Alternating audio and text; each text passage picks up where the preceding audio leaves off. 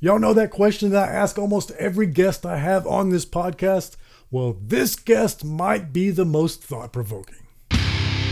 Welcome, metalheads. I'm the host of Heavy Metal Philosophy and writer for Metal Digest, John Barbas, and I've got a fantastic conversation for you this week with my awesome guest, Maddie from Beaver Mosh on YouTube. She is a preeminent and excellent metal content creator on YouTube. I'm very impressed with her work and her analysis. So we talked a lot about metal, underground metal, why metal is important to us, our background getting into metal because we're both from evangelical families and the tension that sort of created. And y'all know that I'm obsessed with the question of free will versus determinism. And I ask every guest that, but this one is a lot different because of the circumstances. And I want to be very, very clear about this in no uncertain terms. The reason why I asked Maddie to be a guest on the podcast is because I am impressed with her work as a metal content creator. That's number one, no other reason but that. However, the circumstances being what they're being, I felt that her being a trans person also added a different spin to that question of free will versus determinism, and my curiosity would not allow me to not ask that question. And she gave a very insightful answer that I'm very pleased to share with you all. So without further ado, here's my conversation with Maddie from Beaver Mosh on YouTube. Maddie, aka Beaver Mosh, welcome to Heavy Metal Philosophy. Thanks for having me. I'm very excited to be here. I'm excited to have you. I've just recently discovered your channel and I really enjoy what you're doing. It seems like you're really into the underground. Like, I don't see you like covering like Metallica and like Sleep Token, you know. Yes. So I definitely, where I am filling kind of the void, at least in like metal YouTube specifically, I try to keep my ear towards black metal, death metal, that kind of thing, things that aren't being talked about in like metal injection, right? And when I review something, or I try to be the only person reviewing that record on YouTube, or at least be the first, or kind of, because like if I'm reviewing the like you said, the latest Metallica album, there's 30 other people doing that. There's no reason that I need to. There's nothing else that I can really say that's at least of value. But if I use my channel to uncover some bands where I have dug the depths of Bandcamp, that makes my channel unique. And so I'm going to keep doing it. I think people really enjoy it. Well, I agree with you and I disagree with you at the same time. Okay. I definitely agree with you that, you're adding something by focusing on the underground, but I disagree with you by saying that you don't have anything to add, because I've watched some of your reviews, and let me just give you a compliment. Like, as a writer, it seems like you don't really use the same words over and over. And that's like a pet peeve of mine as a writer. Like, when I was listening to some of your reviews, I didn't hear you go, this is so awesome and it's very, very good and the riffs are really good. Like, you change the words up. I don't know if you do that intentionally, but it's not a lot of repeated words. So I do think, just as a reviewer, you do such a good job that if you were to do some more mainstream bands, you would have something to say. Thank you. And that means a lot. And if I continue to build an audience and there's people that want me to do that, I might, reconsider my strategy. But in terms of like the reviewing style, I don't guess I'm not doing it consciously. I'm just very intentional about describing the music as accurate as possible and using whatever word I think, or whatever metaphor or symbol I can, to kind of get that across to you and tell you exactly why I like that part of the track or that part of the album or this aspect of the music. Well, it's very good. I really want to reiterate that, because, when it comes to metal, we often lean on hyperbole. Mm-hmm. I mean, it's a very hyperbolic art form, so it only makes sense. But in that hyperbole, it's real easy to use the same extreme descriptors all the time. Yeah, and you probably too, being in the metal press, but I get so many promos in my inbox, and a lot of them have those same terminology. It's like, and it's like, okay, but can you actually prove that this is like the anticipated upcoming release from so and so band? No, you gotta like sell me something more. Give me specifics. Hook me in. Why should I listen to this record right now when I have 200 other ones to get to? Absolutely. And you have like an enthusiasm about it that I really enjoy. I can tell sometimes when you do commentary, you might have like some bullet points, and then you seem a little bit more measured in your delivery. But then sometimes it seems like you're just going off the cuff and just delivering your excitement about some of these bands. Yeah, so I mean, I do definitely script the reviews beforehand, but I think when I'm writing those scripts, I'm not like quoting what I wrote down word for word, but I am passionately typing that script out and like, as I listen. And I think that is true. I do try to be very genuine and really, I don't want to be overly stoic or detached from music. I'm a fan of it and I want to show that, and I wanted people to, I don't want to be just, a highbrow critic. I want people to like this record with me. Absolutely. Yeah. One of my pet peeves as a musician and a critic is that highbrow critic. One of the things that I really hate to read is this band's not doing anything new. It's like, well, some bands are genre bands. They don't, every band can't be innovative. So I really do my best to avoid that phrase. They're not doing anything new. Okay. Look, Cannibal Corpse put out a new album, and a lot of things I saw, a lot of comments on Twitter was like, oh, it's another Cannibal Corpse record. It sounds like Cannibal Corpse. And I'm like, awesome. Oh yeah, I love that. I love that this Cannibal Corpse album sounds like Cannibal Corpse, and they're not changing that because Cannibal Corpse fucking rules. Right. Yeah. And when I listen to death metal, I want to hear death metal. When I listen to thrash metal, I want to hear thrash metal. Yeah. And of course, when you do get one of those groundbreaking bands, obviously that's great, but they can't all be that. And no, not everyone can be. Well, first of all, death already invented like 50 subgenres. They can't be reinvented. I mean, you can add things to it, but those creations have already been created. I've already established how much I admire your skill as a reviewer. Let's talk about your background, okay? So first of all, where's the name Beaver Mosh come from? Okay, so it means nothing. It means absolutely nothing. Like most metal names. Yeah.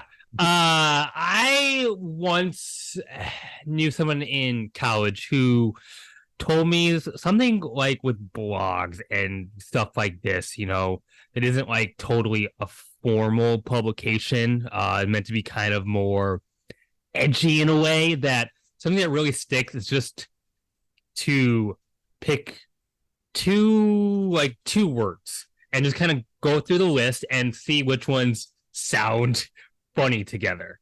And so I said, what's an animal that's kind of cute? A beaver. And then I was thinking metal, there's something that loosely ties mosh, and then like Beaver Mosh. I like it. Let's go with it. That's it. That's what the name means. That's a great name. I saw it and I was like, that's a great name. All right. So why YouTube? What made you want to start doing this? So I'm not a musician. I've tried. I can play basic guitar, but it never clicked. I was never coordinated enough for me, but I've always loved hearing it and realized that I was good at talking about the music that I like. But I was like a big fan of metal music. So I thought, how can I be more of an active participant in the scene? So writing, talking about it, obviously seemed like something that I could do. And I had to figure out, well, how do I get an audience? And there are and no shade to these other sources, these publications, these blogs, but there's so many of them. It's like, well, what if I do something different? Now, there's also podcasts too, like yours, and that's great. But like YouTube or video format, there isn't many people, at least doing YouTube reviews. There's metal YouTubers who do a lot of like band discography rankings or show off vinyl collections. That's great too, but this is something that there isn't a lot of people doing, so why not I do this? Review records, interview bands on YouTube. Yeah, especially the underground. They don't really get a lot of attention on YouTube. No. But when it comes to metal, like there's definitely an appetite for that on YouTube. There's I mean, the cool thing about YouTube is I mean, you go with that algorithm. If you do niche content like I do, at least it's pretty niche in my opinion, people that want that are going to click on it, and then it's going to flag it to someone else who might be in that niche, and all of a sudden it's like pop, and I think that's I think I've hit that niche in a good way. So I think that's why people are starting to discover me. Yep. And I think YouTube, out of all the platforms, is the absolute best at helping you grow that way. Because in my opinion, they want you to be seen. You know, some of the other platforms, the algorithm is convoluted, and it seems like they really want to push you towards certain directions. But I feel like YouTube's like any creator, that they want you to do as well as you are able to do. Yeah, I mean, part of that's just because their business model is ad revenue, but still, yeah, like because of that, it does help, you know, small creators grow and build an audience. Still on the background thing, I want to hear your metal origin story. Like, where did you first hear metal and what got you into it? Yeah, so this might come as a surprise to some people. I actually just put out an episode. I had a chat with Josh of the band Uzkas, like a black and sludge doom metal band, but both of us had this background in evangelicalism. I was raised in a very Christian household. And so like 12, maybe even younger, I want to say like 11, someone in my church handed me a compilation CD of Christian metal bands, like Christian, like black metal and death metal. Like this stuff existed. And I liked it a lot, and I learned a lot about the subgenres, but strictly in a Christian setting. Eventually I found my own way, found my own beliefs, you know, not very religious at all anymore, but because I had those touchstones and then I was free, you know, I was an adult to make my own decision. I dived headfirst into the real stuff, in my opinion. So, you know, because I had that framework, you know, now I know what death metal is. Okay, these are the, you know, this is Carcass, this is Cryptopsy. That was easy to catch up. And so that's kind of how I got into it. I have a very similar backstory. So I also was raised in a very evangelical family. Like, you know, AC/DC is devil worshiping music. Yeah. You know, forget about like Cannibal Corpse or Behemoth, you know. So the bar was very low, and I had to really hide what I liked when I first discovered it. Like, like everybody, I got into Metallica first, right? Well, even Metallica was like devil worshiping music where I came from.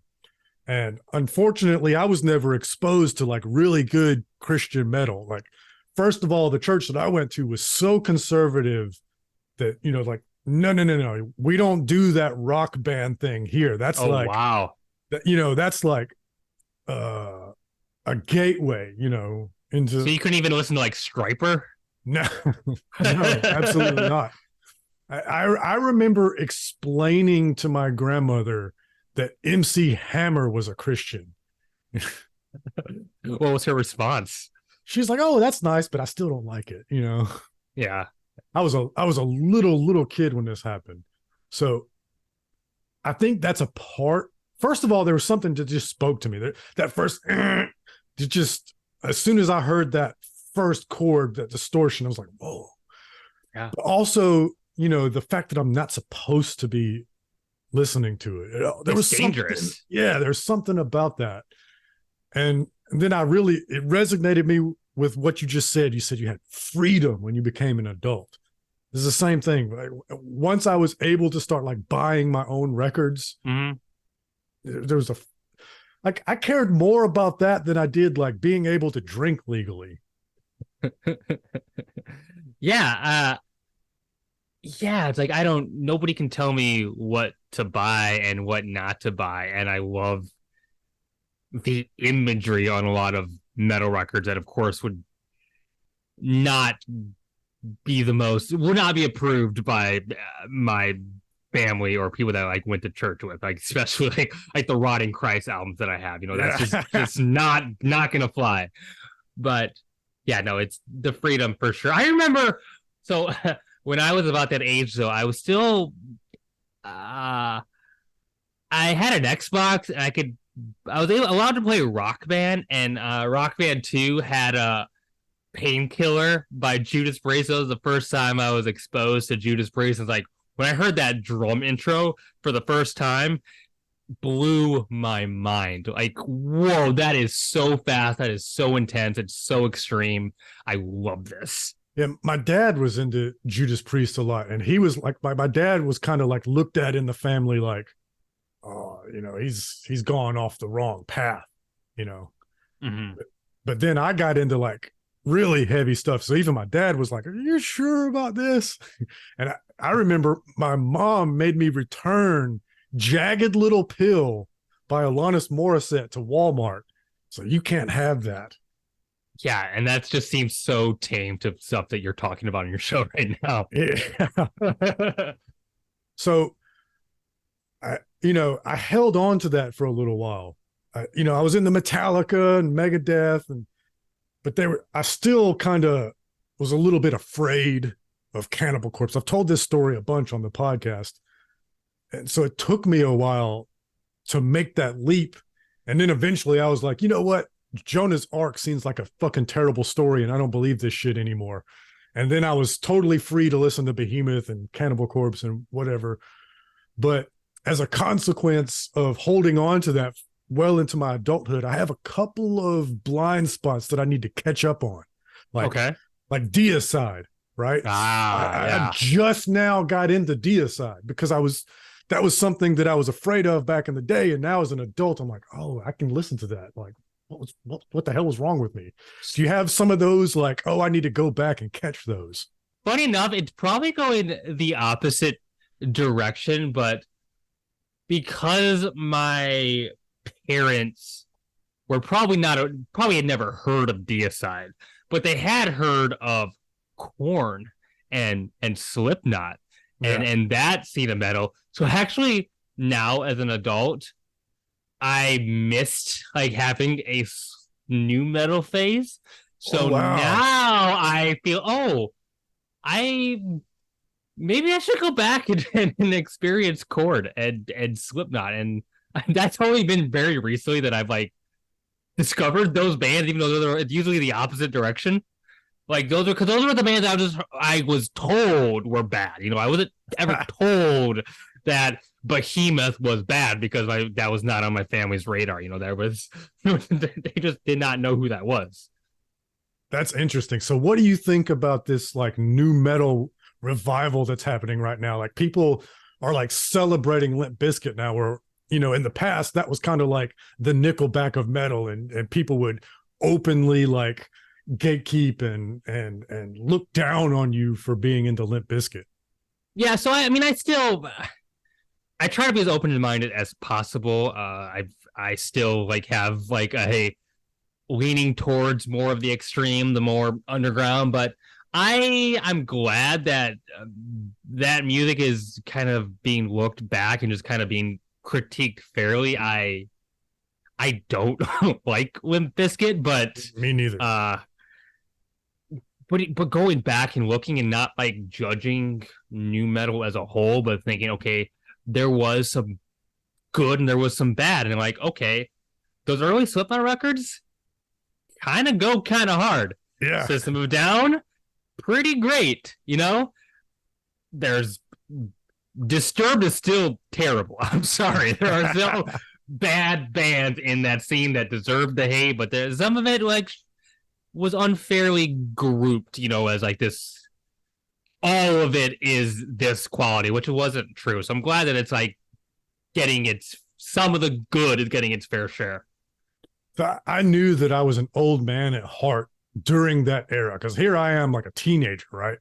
Mm-hmm. And Limp Bizkit is blowing up, and I'm like, this sucks. Like these kids these days, what are they listening? I'm a kid. Like, what am I talking about? Yeah. But like I said, I grew up on like Metallica and like Machine Head and stuff. So to me, Limp Bizkit was an affront. There was some new metal bands I did like, like Slipknot. I was into Seven Dust and Cold Chamber. But it's just really funny to me all these years later that Limp Bizkit's kind of getting like the Backstreet Boys treatment. Like it was very uncool to like the Backstreet Boys back when they were huge. Yeah. But now, like, if that song comes on, Backstreet's Back, all right. Like everybody's like nostalgic and jumps up and sings along. Is like, when did this become cool? I don't know. Old man yells at clouds.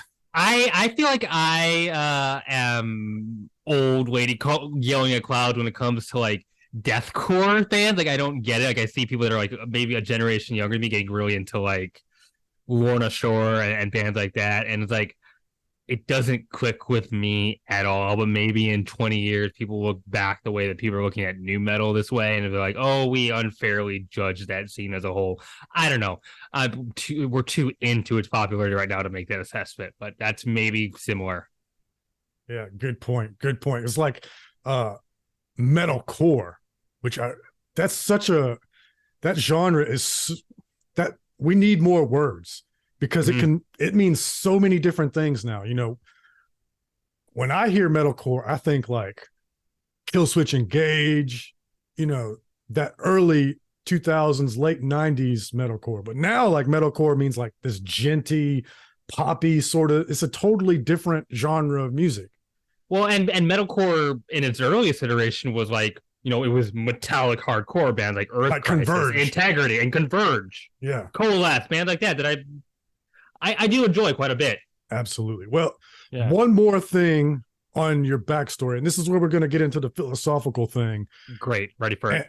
And so I ask everybody this question, and I've been thinking to myself for a long time, like, I should stop asking this question. I ask everybody this question.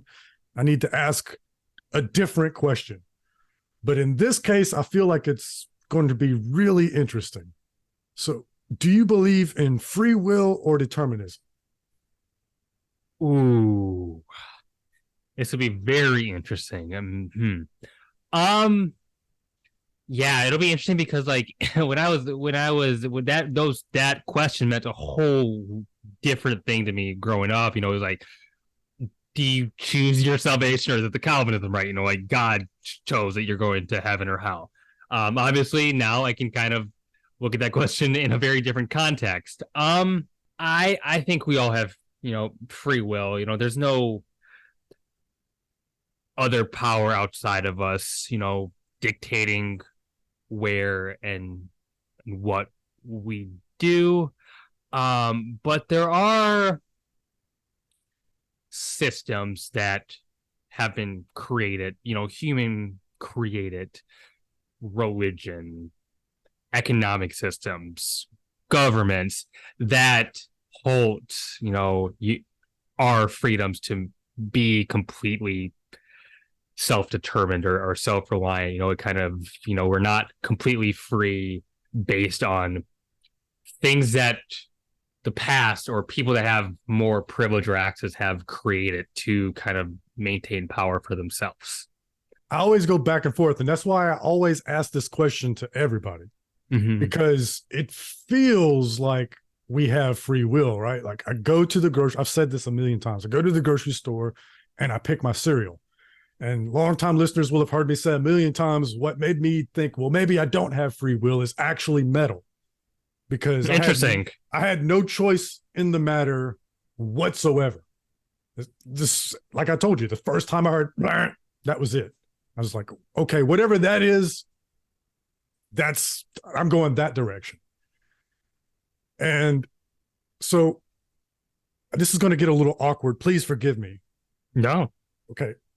So I love your channel because it's focused on metal. Metal first. Mm-hmm. You talk about your love of the bands, and it's not like, okay, I'm trans. This is my trans take on metal, but it is a part of you. And so how much of that is a choice? You know, and let me put it this way. I'm Asian. That was absolutely not my choice. Could not. And all of my lived experience has been because of that. Like, and it's a very, mediocre is the wrong word, but that's what's right on the top of my head. It's a very like tame experience, which makes me think about it even more because it's so nuanced, that experience, that I cannot change whatsoever. Yeah.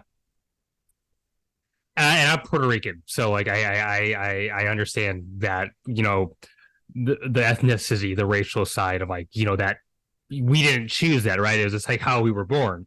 And it does be based on people's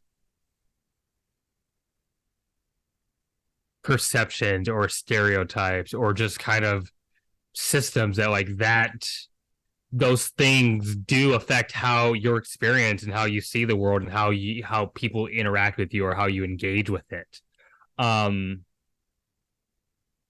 You're right. I do put, you know, I am a metal YouTuber. That's it. You know, like I made this show because I wanted to talk about metal, but who I am,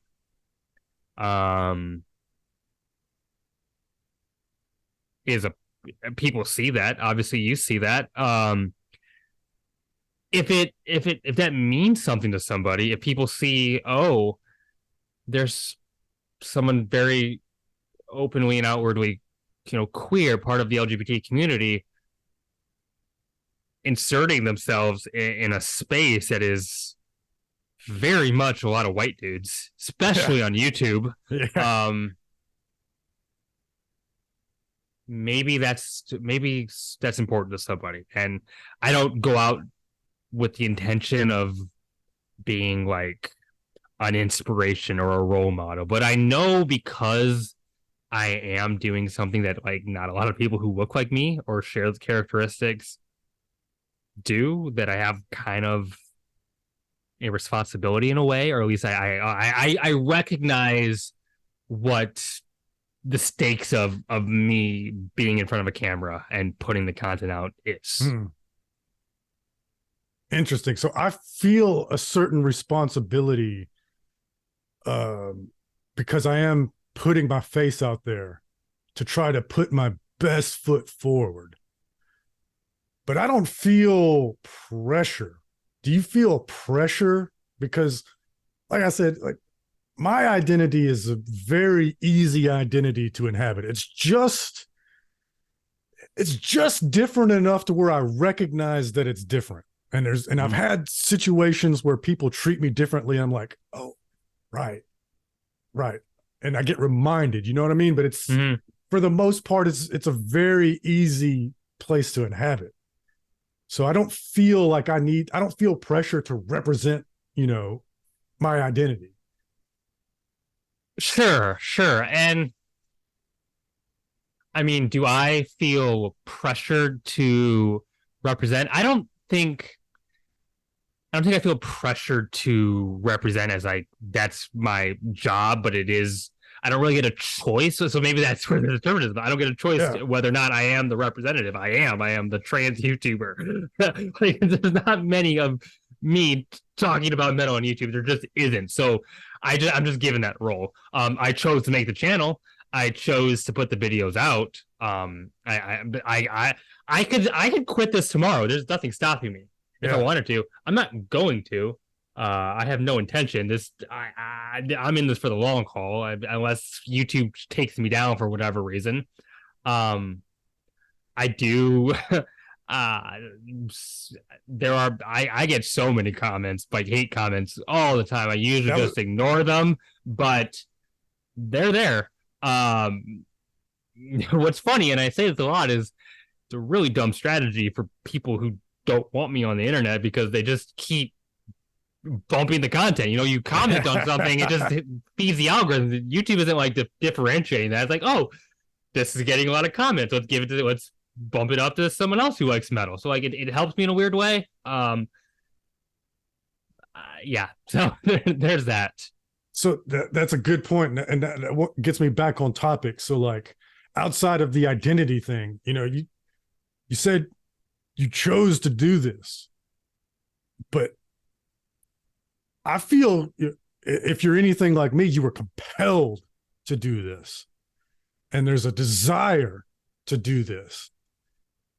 And where does that come from? I don't really know. Like I really struggle with the fact that on the one hand, I choose my cereal at the grocery store, and on the other hand, like it feels like I'm making all these decisions, but any outside observer that knows my personality could easily predict what decisions I make. Could every time I do something, if it's an accomplishment, they go, there's John doing that again. Or if it's a failure, they go, oh, fucking John, of course he did that.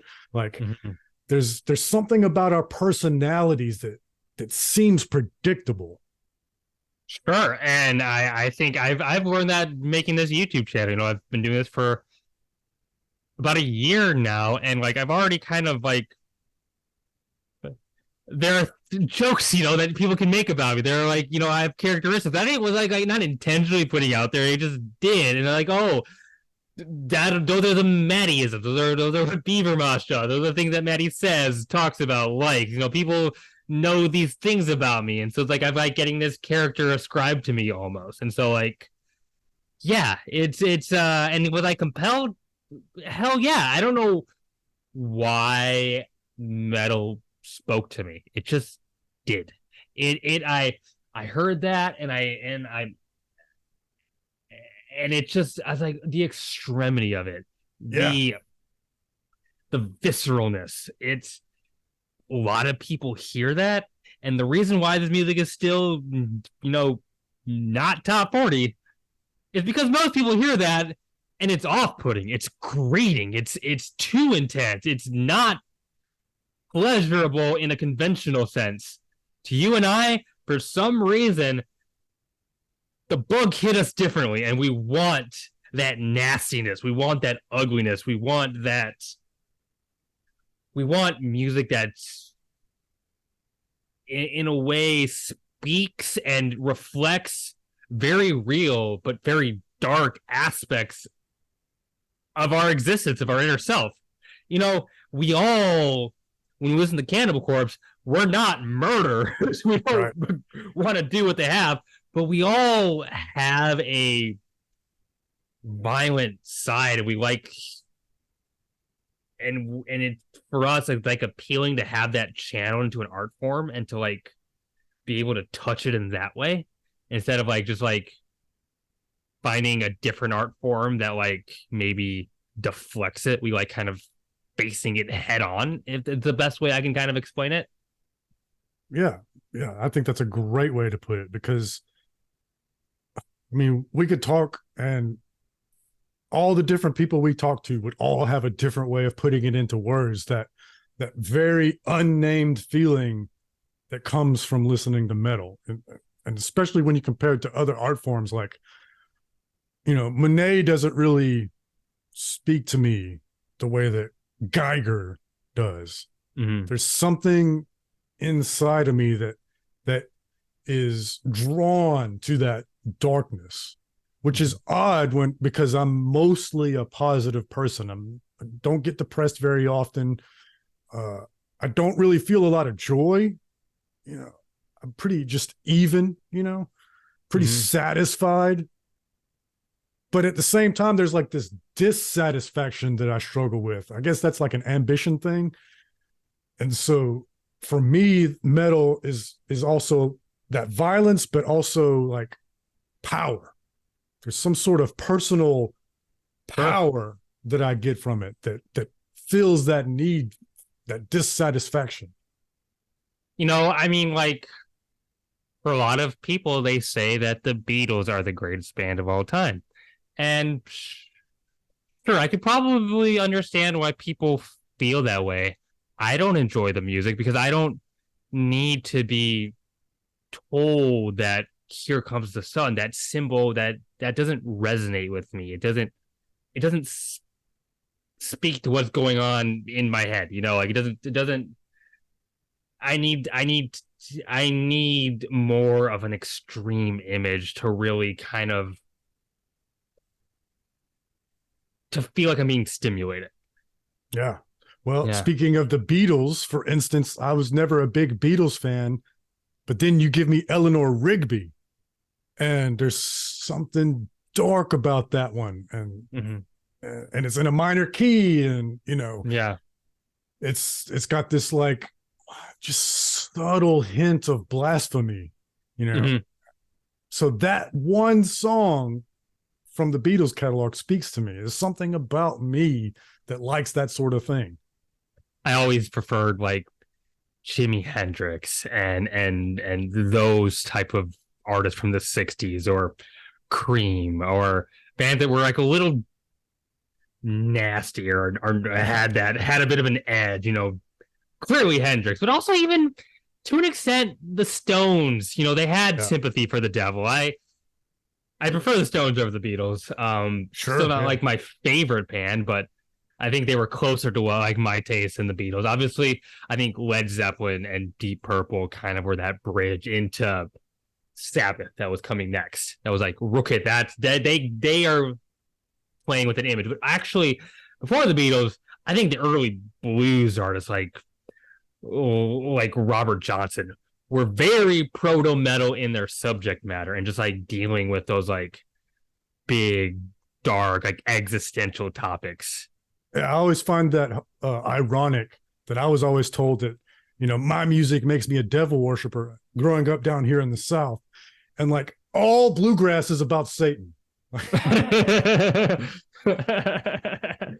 Yes. Hilarious. Well, I'm running out of time on Zoom because I don't pay for it. I feel like I could talk to you about metal forever. But the good thing is you're active on YouTube, constantly putting out content.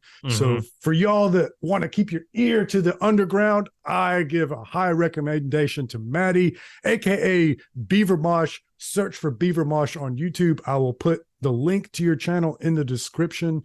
And thank you so much for being here and doing what you do. Thank you for having me. It means a lot to be invited on your show. My pleasure. Yeah. Father Mackenzie, wiping the dirt from his hands as he watched from the grave.